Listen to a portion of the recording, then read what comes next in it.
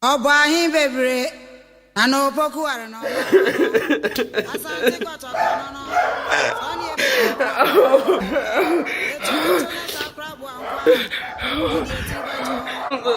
Look at this.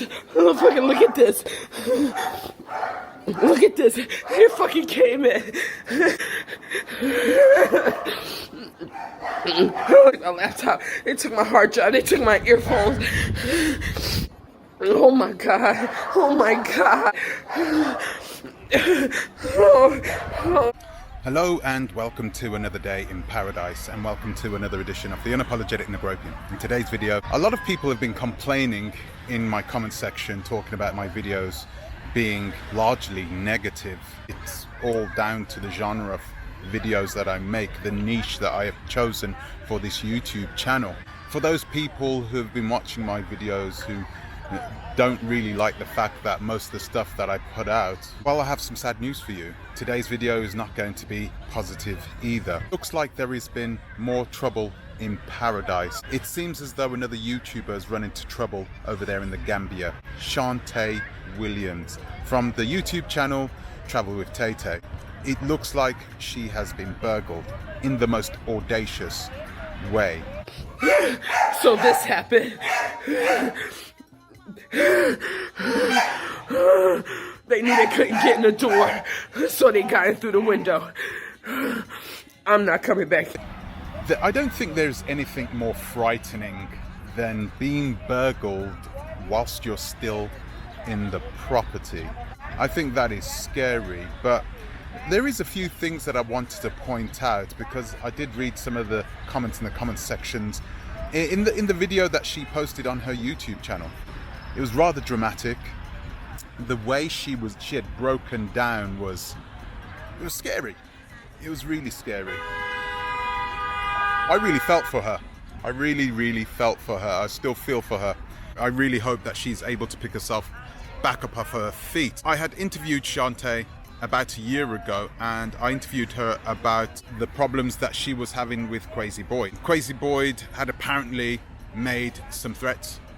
They were unconfirmed threats. I never saw anything, but he had made some threats about, you know, knowing where she lived. So she set about herself to make sure no one knew where she lived, you know, that she was a bit covert about her location. Crazy apparently knew where she lived and vowed to do something about it. Now, I don't want to keep mentioning Crazy Boyd's name because I don't think he has anything to do with what happened to Tay Tay a couple of days ago. I just wanted to state that I don't think he has anything to do with it. However, clearly it had an effect on her. It had a really profound effect on her, because she wouldn't have gone out of her way to keep her location covert if she didn't have any inkling of fear about perhaps an intruder coming to her house and doing something bad to her. Clearly, that sets up a lot of things, and 12 months later, here we are, and look what happens. She has a break-in, and they clean her out. They clean her out. They take all of her electronic devices. Well, clearly not everything, because she was able to make a video, but they took her laptop and everything else. They took their time, and the way that they broke into the house, through the bars, they took the bars off while she was in her bed. For me, that is indicative of somebody that knows what they are doing. Now, in the comment section, clearly we had a few people that came in and weighed in on the Gambians, saying, oh, how dare the Gambian brothers do this? How dare they do this to our American brothers and sisters? I'm usually the first person to come out and say something about that. But there is absolutely no indication and no proof whatsoever that a Gambian did this. You don't know. It could have been another diasporan. It could have been someone from the diaspora. It could even have been a non-African. You don't know. It could have been someone from a neighboring African country, from Senegal, or from, I don't even want to start saying the names. There are a number of West African countries that have people that go to the Gambia to live. So you cannot automatically lay blame on the Gambian people. I think that's a really bad thing. It sets up a bad precedent when you're pointing fingers at people for robbing apartments or houses and you don't know who they are. So if you are unaware, these robbers came in through the metal bars. They removed the bars whilst she was asleep in her room. Boy, oh boy. Now this can be done a number of different ways.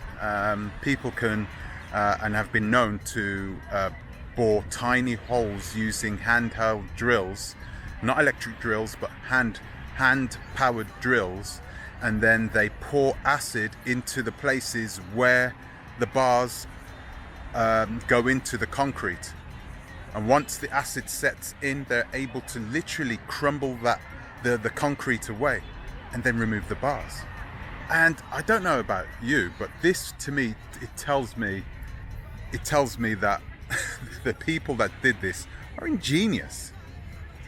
Just think about what they could do with that ingenuity if they really put their minds to it and did something positive with their lives.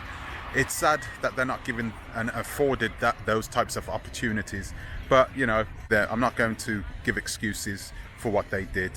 And yeah, I do feel sorry for Shauntay at this moment. Having something like that happen to you is an extremely traumatic thing to happen. And you can tell that this has affected Shauntay with the way that she reacted straight afterwards. But you've got to give her maximum amount of respect for getting on camera pretty much straight away. Getting on camera and giving her feelings directly to the camera and then posting the video so everybody could see it. That's not something that everybody would do, and I give her maximum respect for doing that. Now, ladies and gentlemen, this is time for a shameless plug, because Shauntay told us that the security knew about what was happening and informed her what was happening. What the hell was the security doing? What's the point in having security if people are able to bypass it so easily and go inside your personal residence and do exactly what they want to do? What is it? So we got a lot of people in the comments saying, hey, clearly the security guard was in on it. This is what I've been telling people. This is why I set oversight up in the first place, because you need a company where you don't have to worry about whether the people who are going to be guarding your premises, whether they are going to be remunerated properly by whoever is taking the contract. Here at Oversight, we have an ethos when it comes to paying our employees. Pay them early, pay them well. It really works because it puts people in a position where they know they've got to do whatever they got to do correctly, right? It means that people go out of their way instead of knowing they're being used in order and capitalized on for services being rendered. We know what we are doing when it comes to security, and guys, it's proof, unfortunately, that you can't even trust some of the security companies over there. I'm away currently from home, and I was able to give the keys to my apartment to the guy who lives over the road from me. This is one of the things that is good about living in a country where people pretty much have everything they want, because you know that they wouldn't consider doing the sort of things that desperate people would do in order to get something we in the West wouldn't consider doing, because you know it's not worth it. But to them it's worth it. To them it is worth taking somebody's laptop. It's not an opportunity that they get all the time. So they will stay by your house. They will watch your house until you're gone. They will watch it for days. They'll watch your actions. They'll take their time.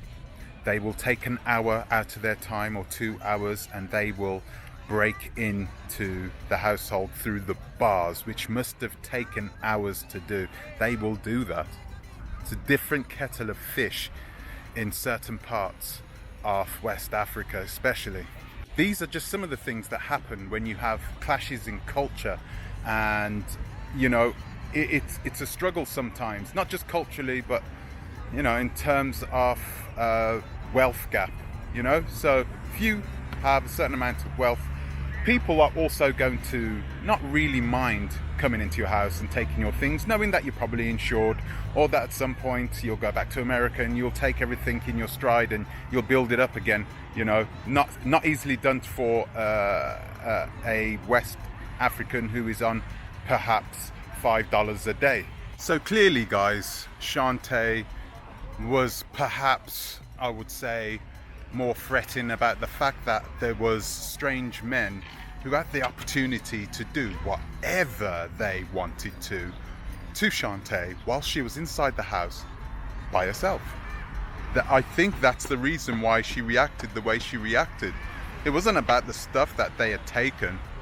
She knows she could get that type of stuff back. It's about the fact that they had that opportunity, and mix that with the threats that she had last year, boy, anything could have happened. So I guess that every dark cloud has a silver lining. She's safe, she's sound, nothing happened to her. She needs to count her blessings, pick herself up. I don't think it's good for her to leave the Gambia, if I need to be honest with her. But I'm not Shauntay and I can't say that for her. I don't know anything about her mental state, but I would say it's probably not at the best at this present moment anyway. And it's a shame to see, you know, her give up all her dreams because of something like this happening. It's really sad, but I hope she picks herself back up. And what can we take out of this? So clearly Shauntay didn't just post this video to just show you what happened. She posted it so we could learn from it. Do you remember back in the 1990s when the space shuttle blew up? Liftoff of the 25th space shuttle mission, and it is cleared. When it was flying into space, the guy on the floor, one of the first things he said was, close the doors of this big control room. He just said, close the doors.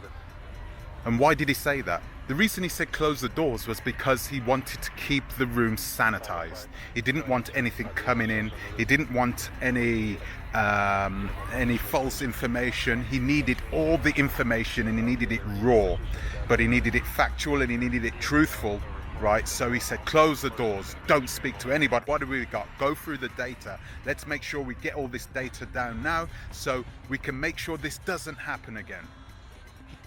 Can you imagine being in that situation? And this is what Shauntay did as well. As soon as it happened, bam, she puts on her camera whilst she's breaking down and tells people what is happening. It's clear that she wants us to learn from this, all right? She wants us to learn from this. I don't know whether she's trying to teach us that the Gambia is not the right place to go.